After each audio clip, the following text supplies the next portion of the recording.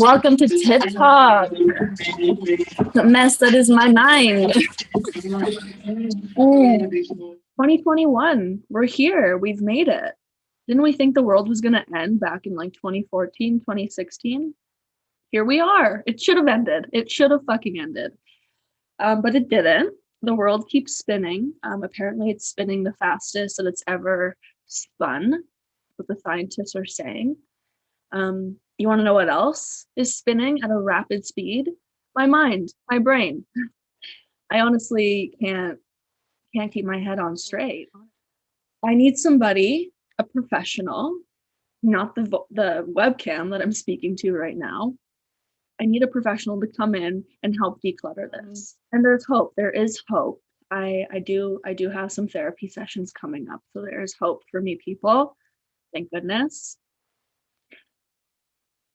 But it's been a heavy week. I'm not gonna lie. I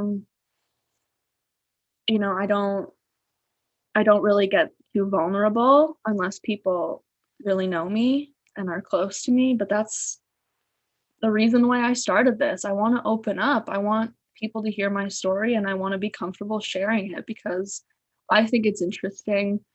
The path to where I got here was certainly not linear. So I just want to share the twists, the turns, the current mumbo jumbo that goes on, because bitch needs to let it out. And if you guys want to listen, then fuck, I'll keep getting it out. The reason this week's been kind of heavy was because I started reading a book that I've been putting off for years. The Four Agreements. I don't know how many of you have read that book or have even heard of it, by Don Miguel. I should have the book over here, but I don't. And I'm sure I'll break the book down in future episodes. The more I read, the more I'll sort of reflect on my teachings from that. But the introduction in the first chapter, Smoky Mirrors, I believe it's called, it really had me in my feels about my mom. I miss my fucking mom. I miss her so much. All I want to do is have a glass of wine with my mom, but I can't. I can't be with her physical body, and it sucks. It sucks. And that's why I feel kind of heavy. I know a lot of us have dealt with death, maybe directly or indirectly. Not, I don't want to discredit anybody's feelings, even if you're close to like a coworker and they pass away. Like shit, death fucks you up. It fucks people up, but it's inevitable. We all die. We're all gonna be around somebody who dies, and yeah, this is not the most optimistic conversation, but it's one to be had, because I know there's a lot of people out there like me who experience death at a very young age. It's a deep traumatic wound that it leaves in your psyche when you have your parents die at a young age. My mom and my father passed away when I was 6. But as a 25-year-old woman, I just it's hitting me harder than it ever has before, that holy shit, I just want my mom, where, it's like that JFL, the little dancing JFL green guy. I just want my mommy, fuck. And to loop it back to the connection that I was making with that book is, it got me thinking, because a lot of people are, a lot of individuals aren't connected to who they actually are and their true morals and beliefs, because we're at a very young age, we agree to mommy's beliefs, daddy's beliefs, the school's beliefs, the church's beliefs. We're just in agreement to those. That's what we know. That's what's introduced to us. And yeah, and I had that, and then I had that with my aunt, and I had that with my grandma, and then I spent a lot of alone time, and then I was influenced by all of these things. I just certainly did not have a linear agreement to my beliefs, if that makes sense. I am fortunate that I didn't have mommy and daddy pounding all of these beliefs into my head. And in fact, even the school that I went to a private school. I went to a Montessori school up until grade 4, which is when I entered the public school system. So even my educational upbringing for my, formative years there was very uh, independent, and they encouraged independent thinking. And I would go home and I would watch TVO Kids, or, jump on my trampoline or go for a bike ride by myself. Sometimes I'd hang out with the neighborhood kids, but I was constantly able and given the space and encouraged to form my own agreements with the world, if you will. And I found that to be very interesting, because that explains a lot of the reason why I think the way that I do and why I view the world the way that I do. So a little food for thought on that. I'm sure I'll dive into it more when I, actually get further on into the book. I love it. It's great. I've been meaning to read it for years. It's something that I think everyone should read. I am guilty of not reading as much as I should be reading. Y'all read? How much y'all read? Y'all read books? I'm about to have 5 therapy sessions, because that's what I can afford. 5 therapy sessions. So I'm going to utilize those 5 sessions to the best of my ability. And I'm curious, like, do you guys prepare for therapy? Do you write down little notes in your phone throughout the week, like, oh yes, I must talk to them about this. I must get this off of my tits this week when I talk to my therapist. I must, or do you just like go into most therapy sessions now are online. They're all Zoom calls. That's what mine are, at least. So do you just like open up your laptop and you're like, shit, here I am. And like, what's the deal with therapy now? I feel like I need to prepare. I've been in therapy throughout many points in my life. I've done play therapy, talk therapy. I've done like some really trippy alternative therapies with like energy, and like I've like different, I'd get my brain hooked up, like different EMT things. And I can go more into that in a different episode, all the different types of therapy that I've been in, but they've all been very beneficial. They've all taught me many different things about myself, but yeah, this mini round of 5 sessions, I'm going to talk about relationships, personal ones, the one I have with myself, of course, the one that I have with the way that society is being regulated.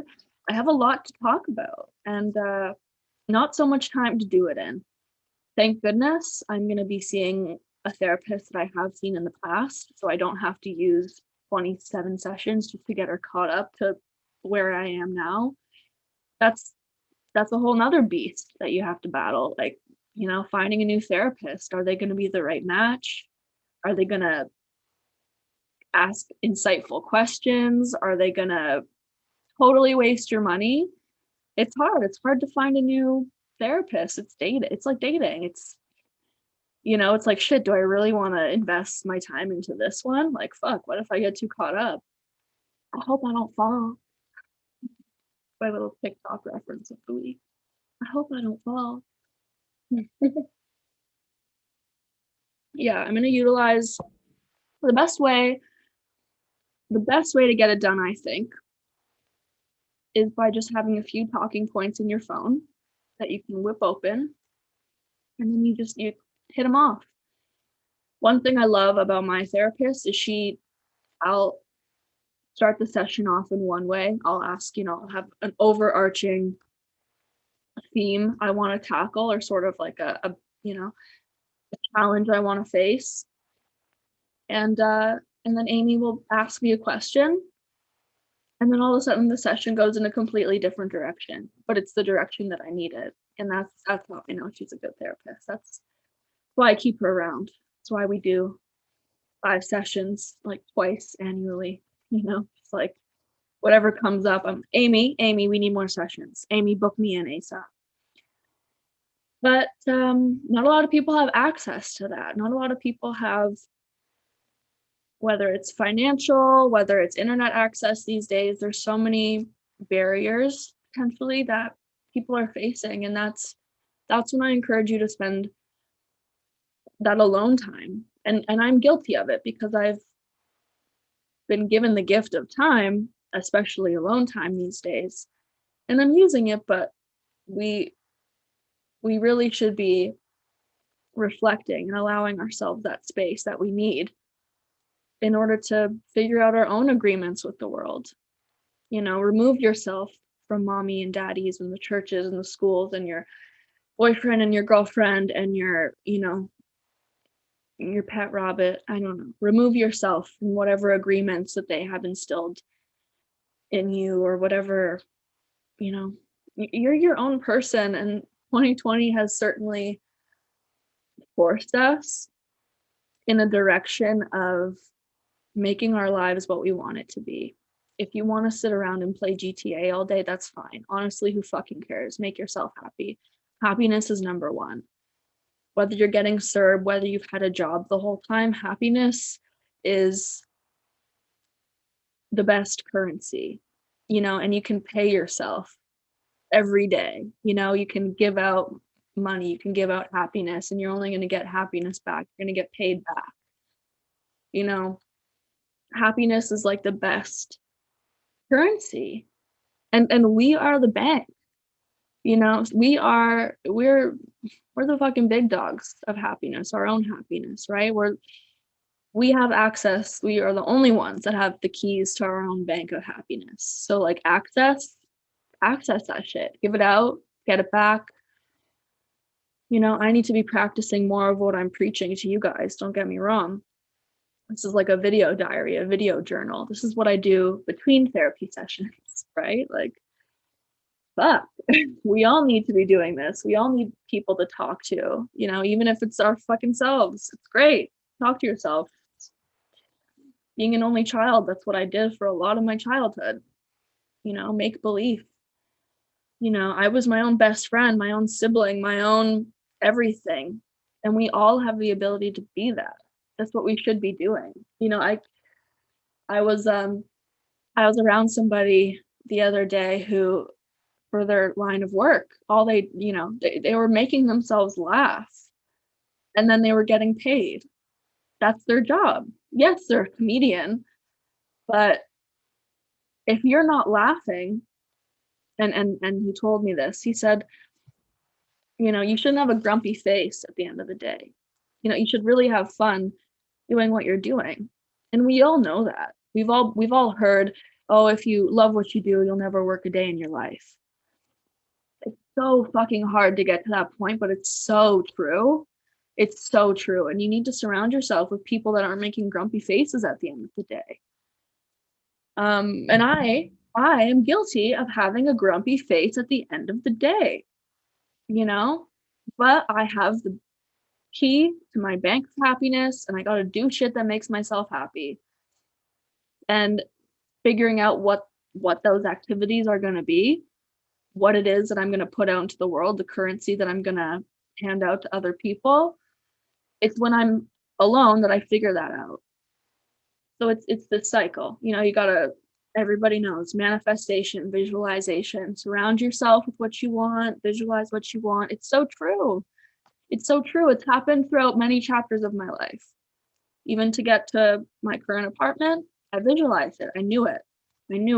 And I worked for it. I didn't just sit around visualizing, oh my God, it's gonna look so dope. I can't wait to be there. Yes, visualization. No, you put in the work. You put in the fucking work. You step after step, one step at a time. You're gonna get really overwhelmed if you think about the whole project at once. Kind of like me releasing this podcast. I think I just sit down and record myself and press a couple buttons. It's on YouTube. We go viral. It's great. That's not how it works. As you know, Jennifer, you've sat down and you've recorded how many episodes? How many? 17? Yeah. But it doesn't matter. It doesn't matter because you released one. Step after step after step, you took each necessary movement to get to where you needed to be. And that's all it is. Don't compare yourself to everybody else. Yeah, other people release weekly episodes. You're learning as you go. Give me a couple months. I'm a quick learner. Give me a couple months. Not only will the video quality get better, the sound, just getting better from here because we're learning as we go and it's enjoyable. I'm not going to have a grumpy face when I sign off from this, when I'm editing this, when I'm releasing this. There's going to be thorns. There's going to be some painful moments and points that, I might view as challenges that I need to unleash with my therapist. But it's all relative to my happiness. It's what I want to be doing. And that's my long-winded way of saying, welcome to Tittok. I can't wait for you guys to listen to my weekly breakdowns. Hopefully you find some insight from them and enjoyment in listening to me ramble and go on several tangents about my past, present, and future. You're going to be hearing from me, Jennifer Riley, an awful lot because it's my podcast. Most of these episodes will be solo episodes. I do have friends. Okay, but I don't want to share my platform with them. I'm just kidding. What fucking platform? Bitch, get off your fucking pedestal, you soapbox. Sit your ass down and be humble. In all seriousness, I love very few people in this world, but those that I do love will be on this podcast. And I can't wait to share with you the way that their mind works and their insights about this world because they're dope people. So not only do I feel like I live in a basement most of the time, but my neighbors have like a perfect view into my living room. So like I have an audience every week. I'm looking at them. They are eating their dinner, watching me. It's so awkward. But I also love it because I don't feel alone, Hey, hey, Brandon and Emily. I have no fucking clue what their names are, but I ain't missing no meals, that's for sure. That's the show. You guys been watching movies?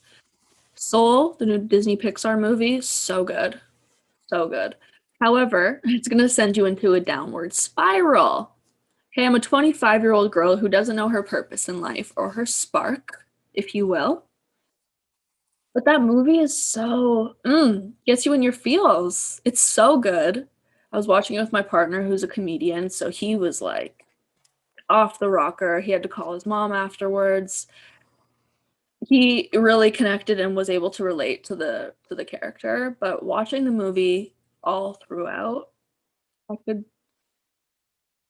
I could see it. But moving past it, it goes between having somebody there, not having someone there, and then if you do it every single day, you're gonna want to end up doing it. Because if your neighbors are watching you, if somebody else is watching you, it's often too much. And when I do it that way, it's not even going to release itself. You have to have the confidence, you have to have the ability in order to do it. Otherwise, it's just not gonna work. I think that the both of us together can actually make this happen.